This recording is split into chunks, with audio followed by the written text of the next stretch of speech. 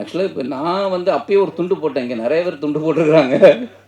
நான் ஒன்று சொன்னேன், எனக்கு ஒரு ஐடியா இருக்குது, நான் உங்கள்கிட்ட வந்து நான் சொல்கிறேன், அவன் ஒன்று மாப்பிள்ளை கூப்பிட்டு வரேன், ஒரு நாள் மீட் பண்ணுவோம், இந்த எனக்கு ஒரு ஐடியா இருக்குது, அந்த ஐடியா உங்கள்கிட்ட சொல்கிறேன், நீ அது எனக்கு அது ஒரு அப்பா மகளுடைய ஒரு விஷயம், அது எனக்கு ரொம்ப நாளாக உள்ளேக்குள்ளே இருக்குது, உங்கள்கிட்ட சொன்னால் அது கரெக்டாக வரும்னு நினைக்கிறேன், உங்கள்கிட்ட மீட் பண்ணணுன்னு நான் அங்கே சொல்கிறேன்.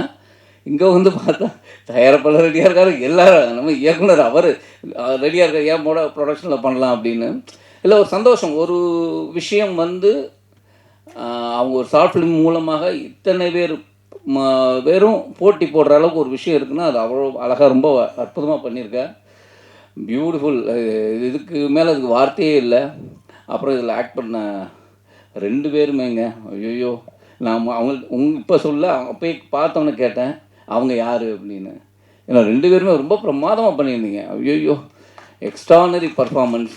நீங்கள் சீனியர்லாம் சொல்லி ஒதுக்கிறாங்க, நாங்கள் ரொம்ப எடிட்டர், மியூசிக் டைரக்டர் கண்ணா, சூப்பர் கண்ணா, ரொம்ப பிரமாதமாக இருக்குது.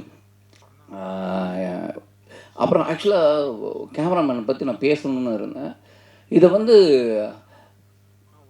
ஒரு 80s 90s நடக்கிற ஒரு விஷயம், அதை வந்து இவங்க எப்படி ஃப்ரேமிங் அவங்களுக்கு எவ்வளோ தேவைங்கிறத அதை நம்ம உறுத்தாமல் ரொம்ப அழகாக பண்ணியிருந்தாங்க. இது நீங்கள் எப்படி எடுத்த அப்படின்னா எனக்கு ரொம்ப ஆச்சரியமாக இருந்தது. நம்ம பொதுவாக வந்து பீரியட்ஸ் கொண்டு வரணும்னா நிறைய ஆர்ட் ஒர்க்கு, செட் ஒர்க்கு போட்டு அதை இதை அப்படி பின்னாடி வச்சு இது இந்த இந்த காலகட்டம் அப்படிலாம் ஒரு ஐடியா பண்ணோம். எதுவுமே இல்லாமல் அந்த அந்த காலகட்டத்தை கொண்டு போனது இருக்குல்ல, எனக்கு ரொம்ப ஆச்சரியமாக இருந்தது.